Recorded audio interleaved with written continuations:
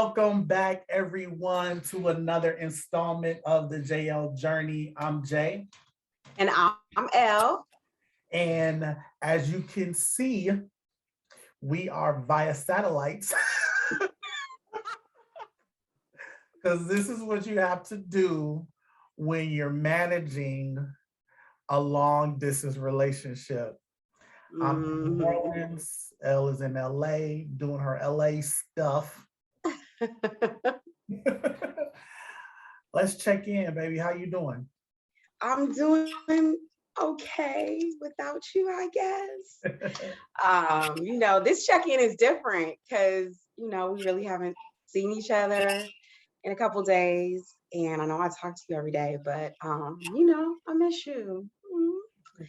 But I'm good. I'm handling all the business so I can come back and my mind be settled that I took care of everything. And, but everything is good. Checking on the family. They're all super excited to see me. Hung out with the homies. My godson turned 1. Yeah. So it's been good so far. Good. I'm over here chilling, waiting for you to get back. I was just about to say, how are you?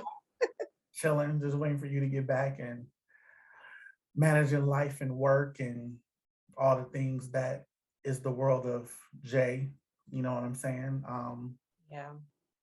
I think that we'll dive deeper one episode into, some more stuff that's happening around us. Mm-hmm. And yes, to all of our people watching, we're dealing with some stuff in the moment, and we'll share it once we get all the pieces together, right? Let's get the pieces together, baby. We get the pieces together. Yeah. So today's episode, let's just jump right in. Today's episode, we are talking about how to stay connected, especially in long distance relationships. I think the pandemic has shown us a way to be creative and staying connected, right? Mm-hmm. We're on these platforms now that help us stay connected, and they've definitely have been useful in making sure that the spark still remains. Absolutely. Yeah. I think the pandemic has also afforded us the ability to not be apart as much as we would have, because I'm able to work remote and I can see you more often. But the times that we are apart, it definitely still is a challenge. Yeah. I think we talked the other night, like, I think the most we've been apart is a month. A month. Yeah. A month. Yeah. Which in our situation is technically good, but because some people got to go longer. So we are fortunate in that regard. But we're not trying to have this be forever. Right. So especially when we talk about how to stay connected, let me ask you this question, babe. What are some of the things you think couples should do in order to stay connected if they are in a long distance relationship? So one of my favorite things that you do is asking me out on FaceTime dates. Yeah. Okay. Yes. So it's like a way of us to carve out that time and be together. And it still feels like a date. Like you text me, you say, baby, we going on a date tonight? Mm-hmm. Or, we're going on a date tomorrow or whatever. And so it still feels like, like we're close, and then we have this time to just chat and love up on each other, especially when I'm in my hometown and I'm super busy, my family, hanging out with my family and friends. And so to carve out that time for you and for us is what I enjoy the most, like that, the effort that we put into it that way. So I think it's a really good way to stay connected. Everybody knows I don't have an iPhone. I have an Android, so I don't have FaceTime. But I do use WhatsApp. I can still see you. Yes. Yes, and I have been deliberate and like, look, this day, this time, no ifs, ands, or buts about it. Right. Because to your point though, I'm also a person who, first of all, is understanding that you have a whole life and career, okay, that you need to take care of, and you are an entrepreneur in your own right. And I don't be trying to like step on your time when it comes to that. I still want you to be a boss in everything that you do. Mhm. Um, but when I'm feeling like I ain't seen you in a while, I'm gonna say, look, it's that time. You got to give your man a couple hours. A And couple hours. a couple hours. But, but it's when you're talking about carving out time, we're also dealing with a time zone issue. Yeah, Being 2 hours apart from each other. So right. that's just another small variable that we have to jump and get over when it comes to when it comes to staying connected. The other thing that I'm thinking about when it comes to staying connected is just like daily check-ins. All right. Mhm. I feel like we're good at like morning, midday, and evening, and then everything else is like icing on the cake, right? Right. I feel like we're good at first thing in the morning, good morning, hope you have a good day, even if I hit you first or you hit me first.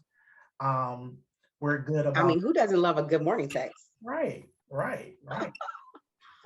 It does brighten my day when I see that. It makes me feel good. I mean, and when we're together, we're good about saying good morning to each other too. Every morning, yeah. It's like we're not gonna start. Ain't no beef. We're not gonna start our day on no Right. right, right. I think that's a good deliberate habit to have, even when you're in each other's presence, to still continue that good morning. Yeah. And I know we do that before we get our devotion going. So yeah, for sure. The the midday check in is good. Taking a break for lunch, calling you, you calling me, trying to get the tea for the day. What's going on? As You you know, know, I'm nosy.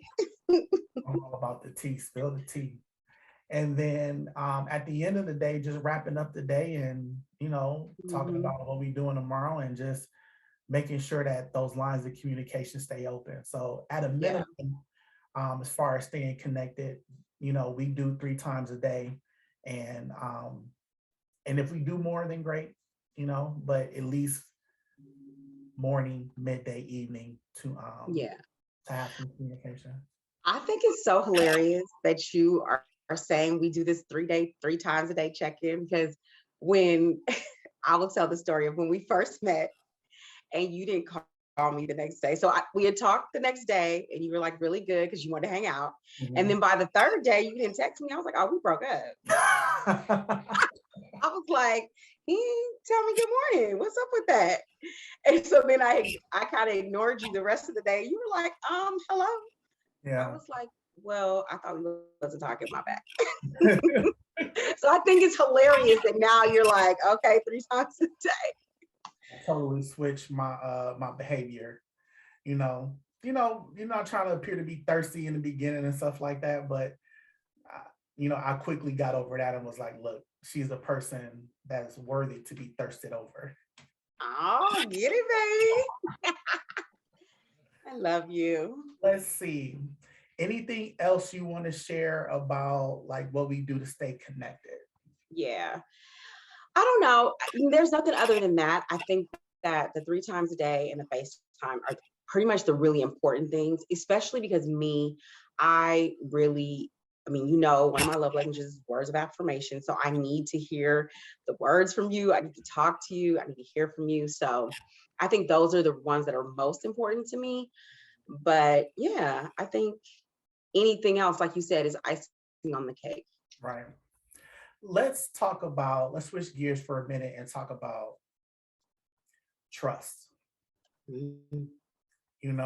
Trust in a long distance relationship. Yeah, So, and I think the first thing that people come to or people think about is like, how do you know the other person ain't messing around on you, right? right. And my philosophy is this: if you're thinking that, you probably shouldn't be in a long distance relationship. Right. The other person may not be doing anything, but because you're thinking it, I feel like you're putting stress on yourself Right. and then subsequently on the relationship because you're always thinking about what this person is Hmm. or is not doing, that's in violation of your relationship. And Right. correct me if I'm wrong. I mean, I don't think that we're there. I'm like, just be safe, with whatever you're doing. And but I'm like, there's not a trust issue as far as somebody Mhm. not doing things they're not supposed to be doing, or doing things Right. they're not supposed to be doing, excuse me. Yeah. And I think so. One of the things we talked about is, staying in touch. And so you kind of know where I am, or you hear the girls in the background, but I also feel like you also aren't micromanaging me. Like, where are you? It's 9 a.m., 10 a.m. You're still not back home. So, there has to be trust so that I can live. And also you can live.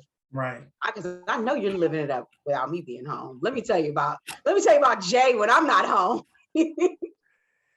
I make all the messes. All the messes. So what happens before I get home? There's this day or two of cleanup that happens The house is after he's lived his best life. the house is immaculate when she gets back home, but when she ain't here, oh, cereal bowls on the table. Oh my goodness, I would be so stressed out if I saw that. Yeah, So stressed out. yeah. It's yeah, I do be living my best life and just relaxing a little bit. But Yeah. but as far as like the trust issue, and we're not gonna talk about it long, because fortunate enough, Elle and I don't have that issue about being concerned that somebody is doing something they're not supposed to be doing. Yeah. But I will just tell a quick story. When you were just here in New Orleans and you went out with your girls who came into town, and you got back, and I'm like, oh, I thought she was staying out later. Right. I'm like, that's early. Because I just knew I was about to be all night long. For real, for real. And understanding that, like, you, neither of us are goer outers like that. Right. So, your girls come into town and you want to stay out till 3 in the morning in New Orleans. I kind of understand that. But Right. your ass is home and I'm still up. And I'm like, what are you doing I here? mean, we low key had a part two party with ourselves. Yeah, we did. We did. I'm like, keep the party going. Right. But I think there is a level of trust there. Even when I said that, I'm going to stay out late, you were like, okay. And I think that a part of the trust is also knowing that you can give your partner space and allow them to live and be themselves, and they don't have to sneak do anything or feel like they can't go out with the homies for whatever reason. So I don't feel like I can't do anything. So I think that's also builds on the trust that we have for one another, is because we give ourselves the freedom we give each other the freedom to just, have that me time. Go do you. Yeah. And that also translates when we're not together as well. Absolutely. It Yeah. all stays the same. All right. Let's talk about managing frustrations, Mm, because your man was going through it this week. you were. And we'll share with the pod the details of what's going on at a later date. Yeah. But in a long distance relationship, part of the frustration being you're not able to physically be there for the other Mhm. person. How did that make you feel when I was being emo about my situation and you couldn't be here? It was hard because, I couldn't wrap my arms around you. I couldn't sit there and talk. And we all know, like, talking on FaceTime, talking in Zoom, it's great. You can see the person's face, but when you are with that person physically and, trying to absorb some of that energy from them and take that away from them, take that pressure and heaviness away from them, I couldn't do that. And I just felt like I felt kind of helpless a little bit because I was trying to be there for you, but I didn't feel like I was doing that great of a job. And then I only had like 10 minutes to talk to you because then I had to go do something else. And so I felt bad. But again, the greatest thing about you is that you did not make me feel bad for it. Tried to be there as much as I could. And I think that is a huge frustration, is in the moment when something is happening, you want the person you love to be there. I went through a lot over the summer, and I wanted you here so bad. And you just, you had to work, and you came out twice, because I did have a tough summer. And then, of course, I'm spoiled, so I wanted more.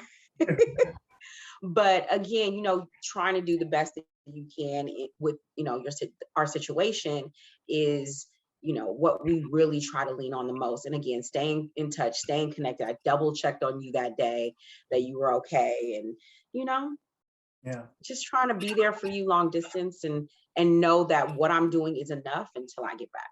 Right. Right. You do a good job there. Thank you. Do a good job.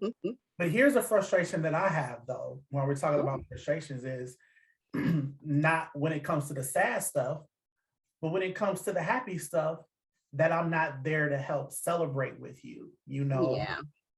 You got a chance to, do some stuff at work and see some new areas of your job. And I know that was a big deal for you, and I wasn't able to be there and see you, like, and share that experience with you and big Right. you up in that. I can only do it through this medium. And also missing family events, like not being there for, your godson's birthday was not something that I wanted to, or was not something that I wanted to miss. And hopefully one day this won't be a problem and I'll be hitting all the family events. But we went through this for Christmas, Yeah. Christmas was tough. The funny thing is, we had spent Thanksgiving together. Yeah. And then Christmas, And I think because we spent Thanksgiving together, Christmas was some like, oh, this is some fuck shit. Like, I'm happy to be with my people, but I'm just missing one little thing. I felt the same way. I was like, this is great. But what about Jason? Right. So, managing the frustrations when the other person's not feeling well, or they're going through something, you can't physically be there, but also the frustration of not being able to be there during the good times, the celebrations, right?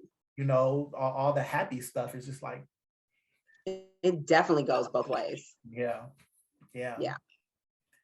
Anything else you want to talk about when it comes to like managing long distance relationships? I think the frustrations really lead into our next topic of the end goal, because trying to stay connected and all of these hurdles that we have to go through to get to the end goal is really, what the end focus is. This is great.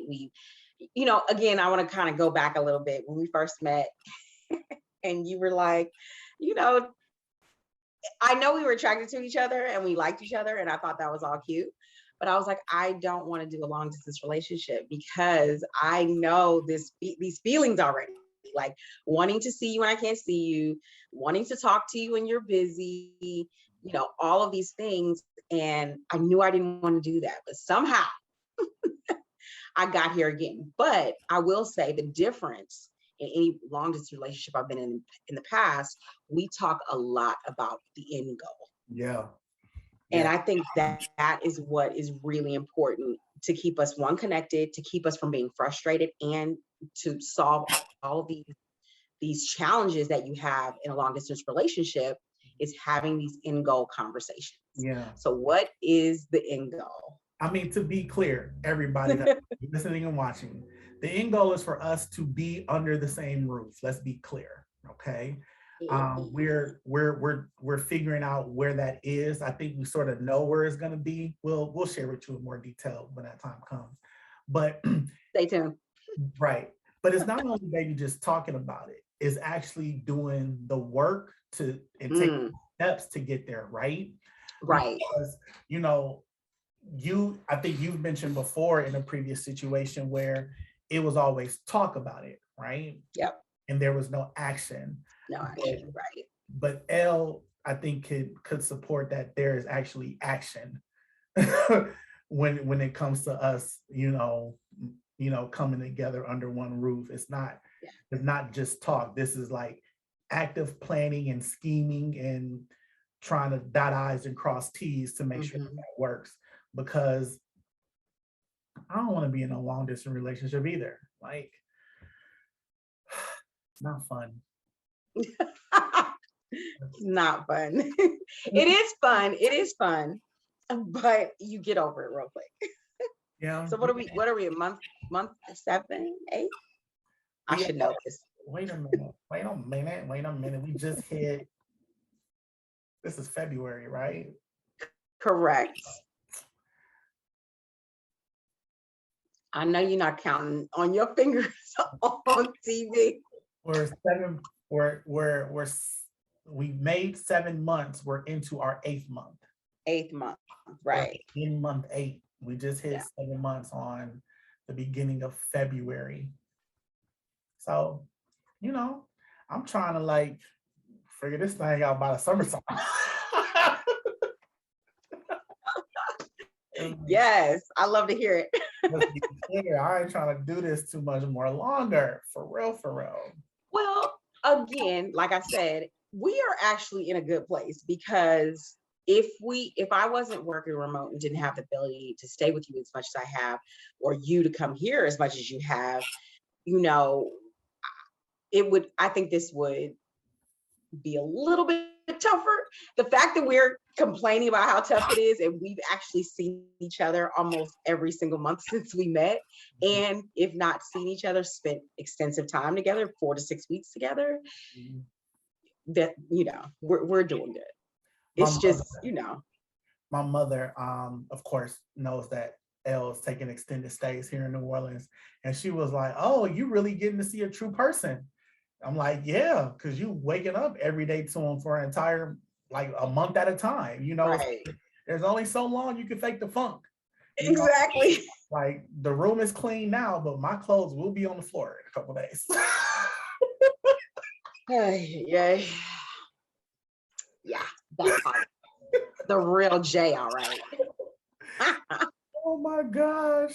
You should see her just close the closet door, just like close. I just, I can tell when she's frustrated because it's like organized chaos. It's like it's like the pile is still a pile, but it's just way more organized. I'm just like, oh, because the other thing is, I also don't want to touch it. I don't want you to get, because you're always like, I'm gonna clean it up, and I know it's just gonna take forever. So at least if I could just make the messiness look kind of neat. Yeah. But look, that's a whole other episode. Right. But now that she knows that when we merge households, I have a problem. But I think I have a solution by putting the laundry basket, like I said, in the laundry room. Yeah. Okay. So we have a lot of end goals. We have a lot of end goals to stay neat, to be together. Yes. But yeah, I think that's the most important thing to focus on when you're in a long distance relationship, is not the frustrations and the things that you're going through in those moments, but really to focus on where are we trying to work to move towards, right? And so that we know there's more to this at the end. So, and I know you like your me time. I do. You're a single kid, single child, so. Yeah, being an only child is like only child. That's what I was right. Yeah, being an only child is like, you have to be special to be in an only child space.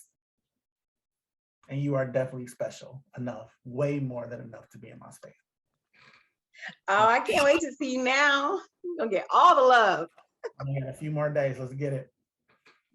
That's it for today's episode. Make sure you share, like, and subscribe.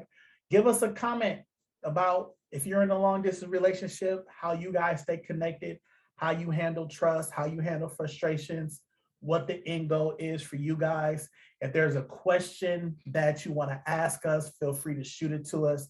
You can DM us on Instagram at the JayElle Journey, or email us at the JayElle Journey@gmail.com. Thank you for taking this ride with us on the journey. We'll see y'all next time.